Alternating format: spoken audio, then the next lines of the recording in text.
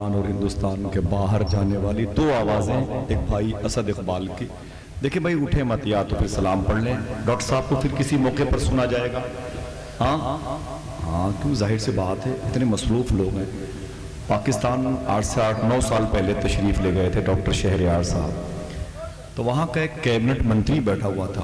آپ کی 2-2.5 گھنٹے کی تقریر سننے کے بعد اس نے کہا تھا کہ اتنی دیر تک ہم اگر مائک پر رہتے ہیں تو جو لکھا ہوتا ہے اسے دیکھ کر پڑھتے ہیں پھر بھی بھول جاتے ہیں، اور کم سے کم کچھ نہیں تو 10 مرتبے پانی پیتے ہیں.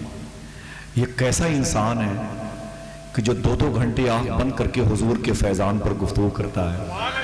تو لوگوں نے کہا کہ غریب نواز کے دربار کی مٹی کا اثر ہے، اعلیٰ حضرت کے شہر کی زمین کا اثر ہے.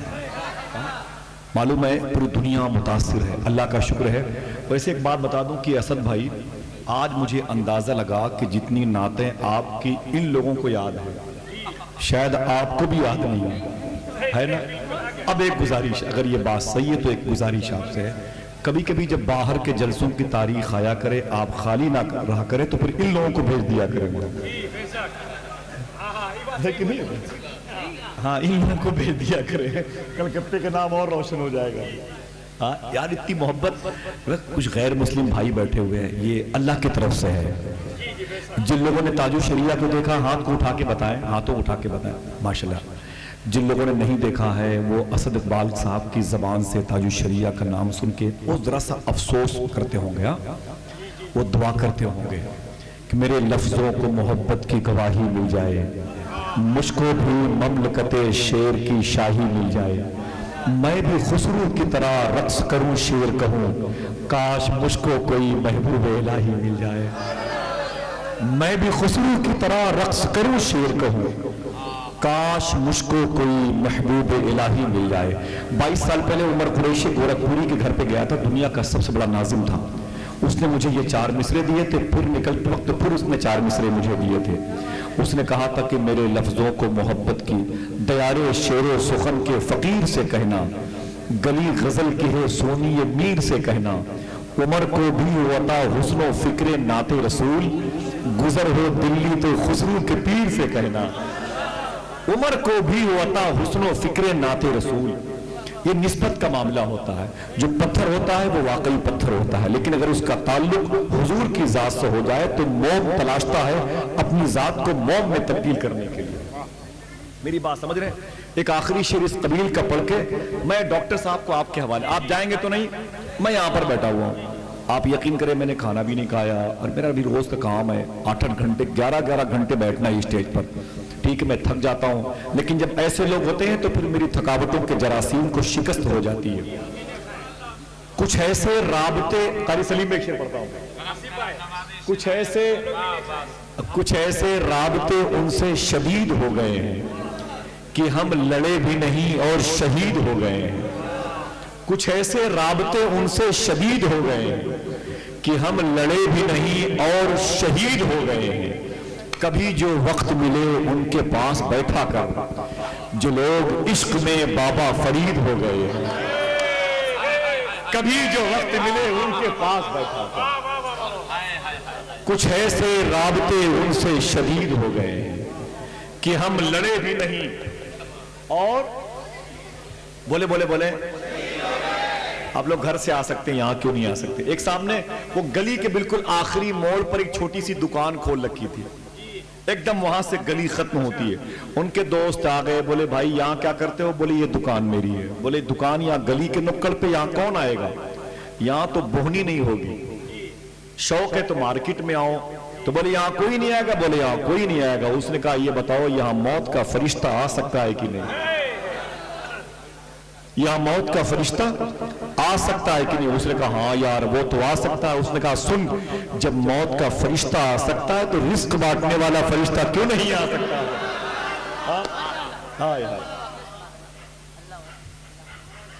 ارے اسد بھائی تو واقع سنیں، کسی بات کی طرف مبارک اشارہ ہے ان کا.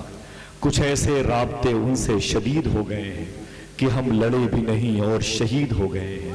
کبھی جو وقت ملے ان کے پاس بیٹھا کر، جو لوگ عشق میں بابا فرید ہو گئے.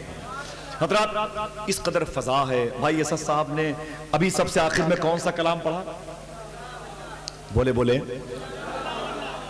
واو لگ گیا تو قسم کے معنی میں آ گیا، ورنہ اللہ اللہ کا یہ پاکیزہ یہ ذاتی نام ہے. حضور غوث اعظم سرکار نے عرفان بھائی، حضور غوث اعظم نے بغداد شریف سے 40 کلومیٹر کے فاصلے پر مدائن کے جنگل میں 25 سال تک یہی کہا ہے، اللہ اللہ. کیسے؟ بولے آپ گھر جانے کے موڈ میں؟ اللہ اللہ اللہ. جب غوث پاک یہ کہتے نا تو جنگل کے درندے بھی غوث پاک کی آواز میں آواز ملا کے کہتے تھے اللہ اللہ. سمجھے میری بات؟ ہاں. سلطان باہو بھی اپنے ماں کی شکم سے نکلنے کے بعد یہی کہتے تھے اللہ اللہ. جس بات کا اشارہ غالباً اسد بھائی نے کیا وہ بات بتا دوں، پھر مجھے اپنی ٹوپی مفتی صاحب قبلہ کے قدموں میں رکھنی ہے. ایک عجیب اجازت فی امان الغوث الحمدللہ رب العالمین موجود ہیں اسد بھائی. دیکھیں ایک بات کی طرف اشارہ کیا ہے، بغداد شریف کتنے لوگ جانا چاہتے ہیں؟ ماشاءاللہ سبحان اللہ. آج میں نے غوث پاک پہ کوئی بات نہیں کی، وقت نہیں تھا. ویسے میں کئی سال کے بعد اب کی 11ویں شریف کے مہینے میں بغداد شریف نہیں جا پایا. کئی سال کے بعد بغداد شریف نہیں جا پایا. بڑا تڑپا، بڑا رویا.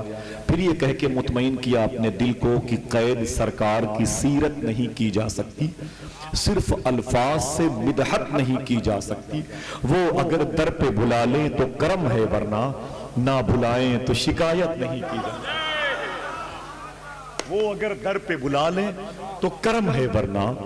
تو بغداد جانا چاہتے ہیں؟ ہاتھوں کو اٹھا کے بتائیں. میں نے اس ذات کے قدموں کے وسیلے سے غوث پاک میں حاضری دی ہے. سبحان اللہ تو کہہ دیں.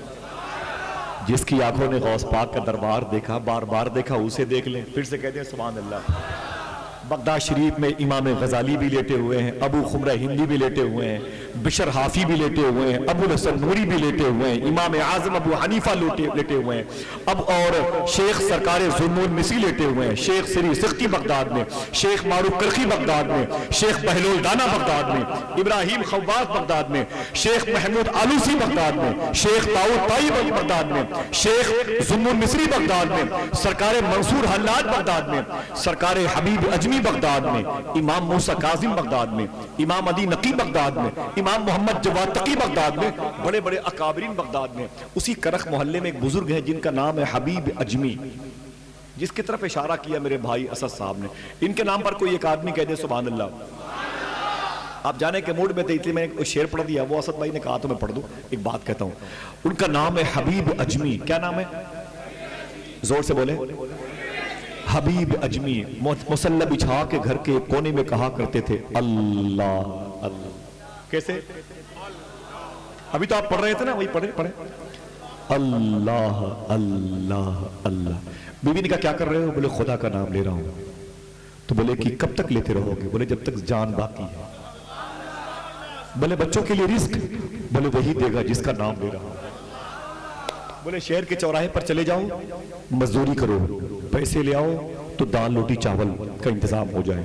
اٹھے، جھولے میں مصلی اور لوٹا رکھا، چوراہے پر نہیں گئے، شہر سے باہر نکل کے گئے، تجلا کنارے وضو کیا، مصلی بچھا کے 2 رکعت نماز پڑھی اور تسبیح لے کے بیٹھ گئے اللہ. پھر سے بولے اللہ. شام ہوئی تو گھر واپس آ گئے. بیوی نے کہا کام کیا؟ بولے دن بھر کیا. بولے مزدوری؟ بولے مالک کتنا اچھا ہے کہ یہ تو بغیر مانگے دینے والا ہے، بغیر مانگے دینے والا ہے. مظفر وارسی کہتا ہے وہی تو ہے جو نظام ہستی چلا رہا ہے میرا خدا. نہیں دیتا؟ 6 mm کی پتھری سے پورا خاندان پریشان ہوتا ہے. 2.5 کلو کا بچہ بنا کے ماں کی کوٹری میں زندہ رکھا ہے، معمولی احسان ہے؟ ہندوستان کے وزیر اعظم ان کتوں کو قرآن چھونے کی توفیق نہیں دی، ہم جیسے فقیروں کو پڑھنے کی توفیق دی، معمولی احسان ہے؟ اس کے احسان کو بھول جاتے یار. وہ کہتے ہیں کہ مالک کتنا اچھا ہے کہ بغیر مانگے دینے والا ہے. بولے نا نا نا نا، اس سے مزدوری مانگ کے لانا، کل کام پہ جانا مزدوری لے کے آنا. بولے دیکھتا ہوں. پھر چلے گئے، مصلے کو لوٹے کو جھولے میں رکھا، چلے گئے دجلہ کنارے وضو کیا، وضو کے بعد 2 رکعت نماز پڑھی، تسبیح لے کے بیٹھ گئے اللہ. سب کی آواز آنی چاہیے. ایک مقبول شخصیت بیٹھی ہوئی قاری اللہ اللہ اللہ. پھر شام ہوئی تو واپس آ گئے. بیوی نے کہا کام؟ بولے دن بھر کیا. بولے مزدوری؟ بولے کہ مالک اتنا اچھا ہے کہ 2 ہی دن میں مزدوری مانگتے ہوئے شرم لگتی ہے. ہائے ہائے 2 ہی دن میں مزدوری مانگتے ہوئے بولے شرم لگتی ہے. بولے بات بنے گی نہیں, کل جب جانا تو اس کے ہاں جانا, کام کرنا, مزدوری لے کے آنا, اگر مزدوری نہ دے تو اس کے ہاں کام بند کر دینا. حبیب اجمی رونے لگے. بولے کام تو وہی کروں گا, مزدوری ملے کہ نہ ملے. سمجھ گئے؟ اپنے رب کو پھر سے کہہ دیں پاک. تیسری, جب صبح آئی تو جھولے میں مصلے کو لوٹے کو رکھا, چلے گئے, وضو کیا, مصلہ بچھایا, پھر تسبیح لے کے بیٹھ گئے. اللہ اللہ. شام کو واپس نہیں آئے, عصر مغرب عشاء کی نماز پڑھی. بولے رات میں دیر میں گھر جاؤں گا جب بیوی سو گئی ہوگی, میری بیٹی سو گئی ہوگی, میرے بچے سو گئے ہوں گے, میرے بچے سو گئے ہوں گے. میری بیوی پتیلی میں پتھر ابال کر کے میرے بچوں کو تسلیاں دے کے سلا چکی ہوگی. جاؤں گا چپ چاپ گھر کی دہلیز پر, میں بھی سو جاؤں گا. فجر کی اذان کی آواز آئے کہ چپ چاپ نکل کے پھر گھر سے باہر, پھر اسی دجلہ کنارے مصلہ بچھا کے کہوں گا اللہ اللہ. رات میں دیر میں گھر میں آئے, مثال کے طور پر 11-12 بجے. اتنے غریب تھے کہ چراغ میں تیل نہیں جلتا تھا, اتنے غریب تھے کہ چولہے کئی مہینے ہو گئے تھے روشن نہیں ہوئے تھے. سمجھے آپ؟ بچوں نے کھانا نہیں کھایا, بھوک لگتی تھی تو کھاتے ہوئے لوگوں کو دیکھ لیا کرتے تھے. اتنے غریب تھے, غربت ان کے کپڑوں سے ظاہر تھی. لیکن عجیب شان ہے, رات کے 1:30 بجے جب محلے میں آئے, گھر کی طرف دیکھا تو گھر میں چراغ جل رہا تھا. کوئی اور کہہ دے, چراغ روشن تھا, چراغ روشن تھا. پریشان ہو گئے, اور قریب آئے تو بچوں کے ہنسنے کی آواز آئی, اور قریب آئے تو بچوں کی گلکاریاں, گھر میں کھانے کی خوشبو باہر نکل رہی تھی. عجیب کپکپاہٹ تاری تھی. دروازے پر گئے اور آپ نے سلام کیا تو بیوی ہنستی ہوئی نکل کے آ گئی. بولے بیگم یہ گھر کا ماحول کیوں بدلا ہوا ہے؟ تو بیگم نے ایک جملہ کہا تھا, بتا دوں؟ حضرت بیٹھے ہوئے, میں اتنی دیر تک مائک پہ ہوں, یہ سراسر ادب کے خلاف ہے اور میرا مزاج نہیں ہے, بیٹھے بیٹھے بات کرتا ہوں, بزرگوں کے سامنے زیادہ بولنا نہیں چاہیے, لیکن سیکھنے کی کوشش. بات آئی, بیوی نے کہا کہ شوہر نے کہا حبیب اجمی نے یہ ماحول بدلا ہوا, چولہے کی خوشبو باہر نکل رہی ہے, تیل چل رہا ہے, بچے ابھی تک سوئے نہیں, ہنس رہے ہیں, کپڑے تبدیل ہیں جسم پہ, کیا بات ہے؟ بیوی نے کہا میرے شوہر, تم جس کے ہاں 3 دن سے کام کرتے ہو, اس مالک کے 2 بندے 1 مہینے کا راشن لے کے دن میں آئے تھے. وہی تو ہے جو نظام ہستی چلا رہا ہے. میرا خدا ہے, ہاں میرا خدا ہے. اتنا سنا تو حبیب اجمی سجدے میں گر پڑے, بہت روئے, زمین بھیگ گئی, داڑھی مبارک آنسوؤں سے تر ہو گئی. جب سجدے سر اٹھایا نا تو بیوی نے کہا میرے شوہر, وہ جو 2 بندے راشن لے کے آئے تھے نا, وہ جانے سے پہلے ایک پیغام بھی دے کے گئے.